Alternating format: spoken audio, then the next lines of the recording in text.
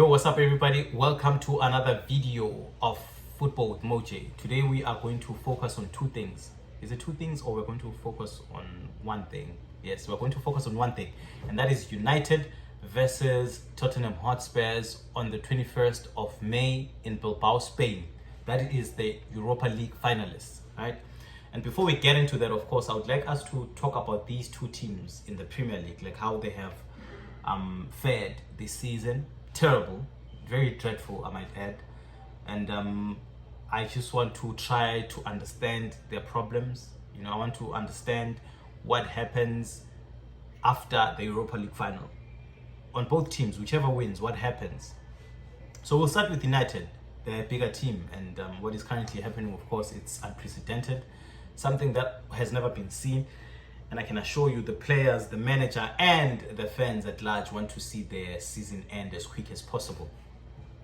So United played West Ham, where they lost 2-0. And I listened to Amorim's press conference, the post-match analysis of the game and everything. And I found it quite interesting. And one of the reasons why I found it interesting was the fact that he understands and sees the problems that they're currently going through. And for that alone, I believe that he is the right man.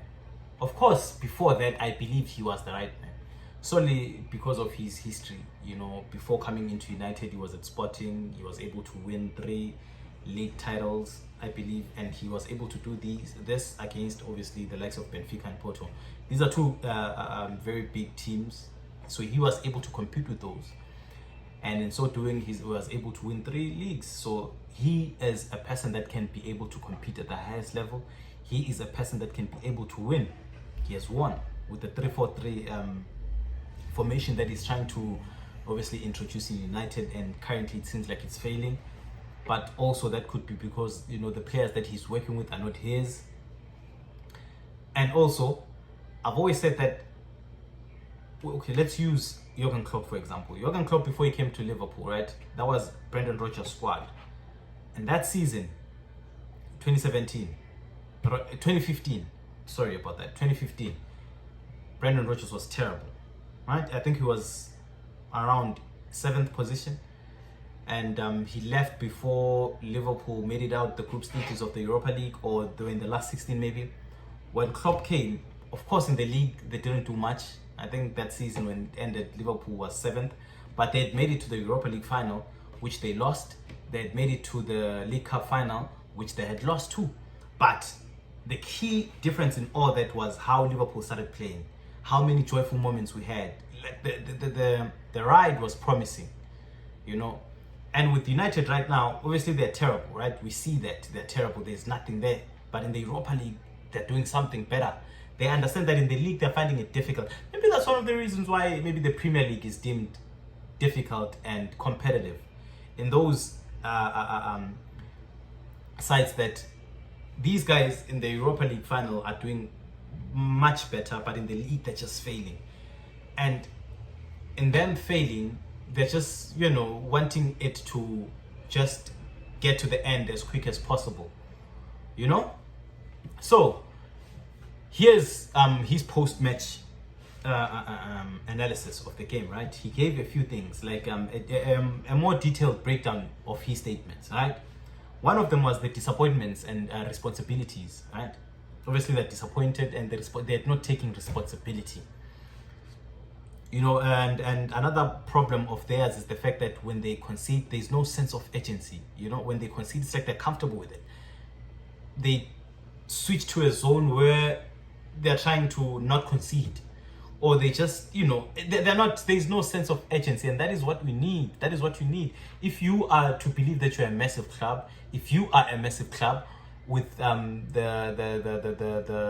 biggest fan base in the world, you need to take whatever it is that you do serious. So when you concede against a team like West Ham, a team that's also, going through its own problems, you have to fight for it. You have to keep attacking. You have to want to score. After scoring, you have to want to score the second goal and win a game. And that's not what they are currently showcasing to the United fans. Obviously, he says that if he fails, to do what he wants to do, he's more than welcome to exit the club. He wants to focus on the bigger picture as well. And obviously the bigger picture is that they're going to play the Europa League final.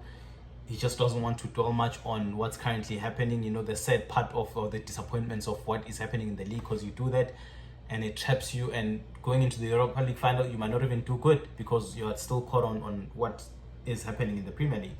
And also the need for change. These are basically what he was talking about. So this gave me an idea that this is a coach that just came in dealing with another manager's players, and in so doing he was able to take them to the Europa League final. And he understands the problem. He understands the problem. And of course, you do have some players that you cannot be able to change. There are those that you can be able to change, which I believe that those are the ones that he's going to want to work with from here going forward. And he's probably also going to buy his own players, the ones that can fit into the system that he wants to play, because that's his philosophy. He might want to twitch it here and there, but that's his philosophy. 3-4-3. He has won leagues with that one, and he knows how to play it. But the players that he has right now, probably they can't play that. You know, he's been forcing it on them, and they're just not doing it. So now it's about him being able to go into the market, and of course the United board supporting him in that, and him bringing his own players, and him doing well. You know, so I don't think it's too problematic for United. Of course, they're breaking records, you know, records that are not obviously wanted, and they're not celebrated because they're winning. I mean, they're losing, you know, they're losing games, and right now they sit on 39 points, you know, and they're left with 2 games. If they win those 2 games, they'll have 45 points. Their worst ever points tally was 59 under David Moyes in the 2013-2014 season, and this season they are going to break that. Darko Blue, they're breaking that one, and that's terrible. I mean, they're sitting 16th position. They've never set 16th position since the inception of Premier League, which is since 1990 until date. This is their worst ever 16th position, with the previous ones has been 8th and 7th. So there's a lot of change that needs to happen, and Amorim understands that, and he is willing to work on that. So that alone makes me believe that since he's able to spot these things, makes me believe that he can be able to change that. But coming to Spurs, with Spurs it's different. You know, Ange Postecoglou has been there for, is it his 3rd season now or 2nd season?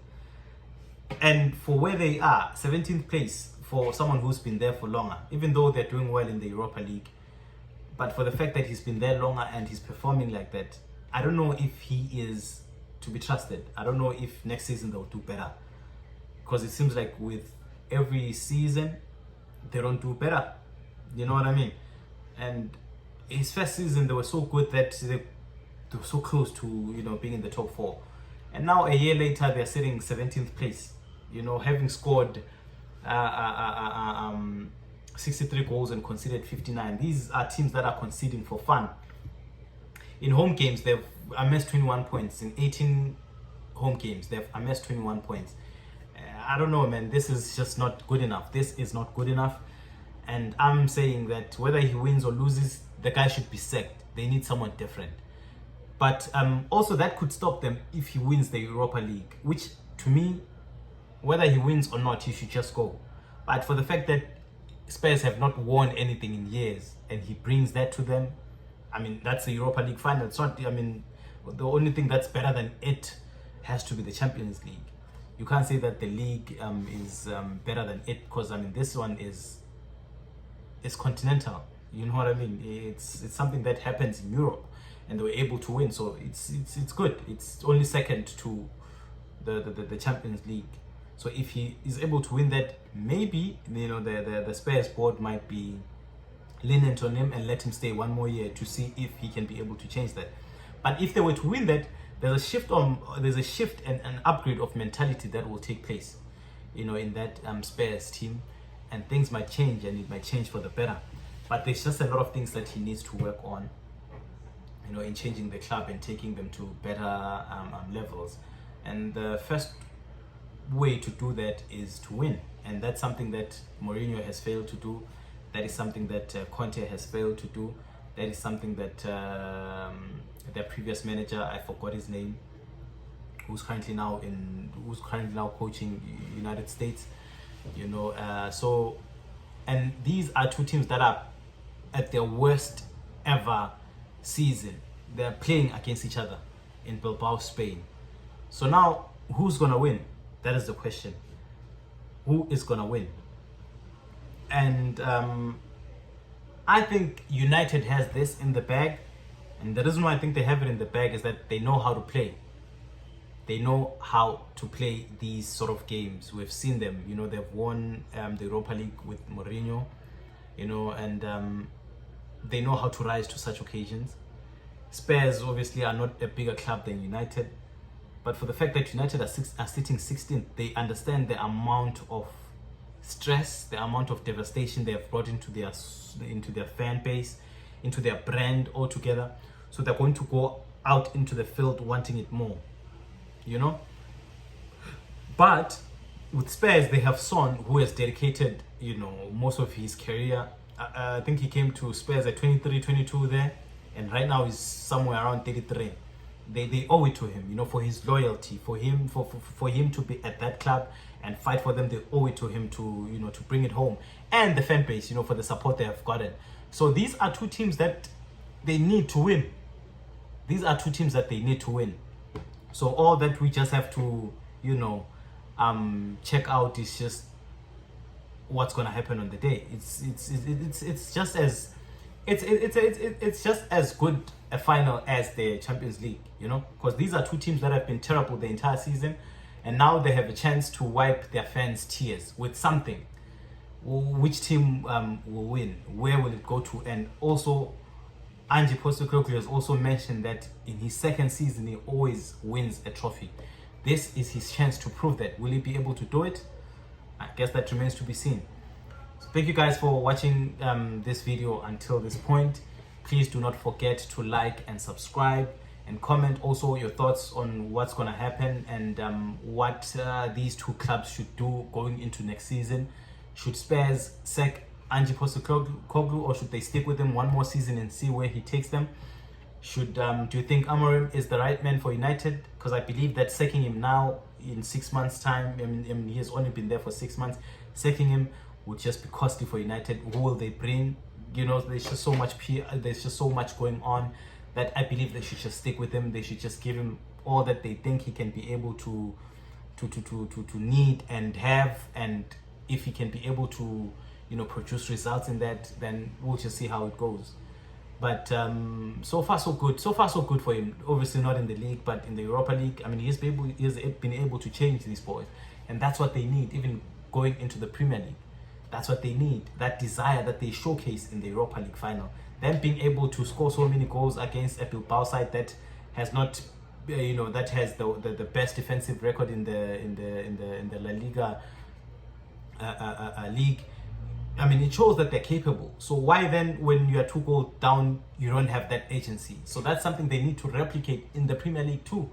And that's obviously up to Amorim to resolve that. If he's able to resolve that, then good for him. He's going to be able to obviously compete in the league, and that's what these United fans need. I'm not a United fan. I hate them, if anything.